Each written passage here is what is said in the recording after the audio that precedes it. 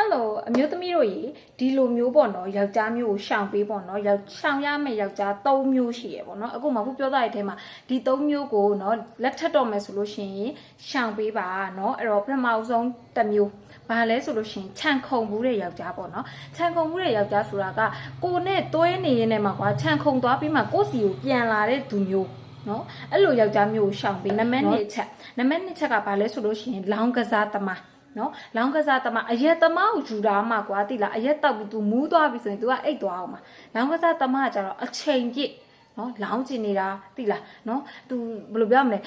ပတ်စံကိုကွာတိရမလက်ထဲမှာပတ်စံလေးရှိရတယ်ငါဘာလေးဘောလုံးလေးသွားလောက်လိုက်မလဲဟိုနှလုံးသုံးလုံးထိုးလိုက်မယ်ဟဲ့အဲ့လိုမျိုးတွေပေါ့နော်အဲ့လိုမျိုးဆိုလို့ရှိရင်လည်းဘယ်တော့ခါမှအိမ်နောက်ဘက်အဖြစ်မရွေးတင်ဘူးပေါ့နော်အဲ့တော့ဒါနံပါတ်2အချက်ပေါ့နော်ပြီးတော့နံပါတ်3ချက်က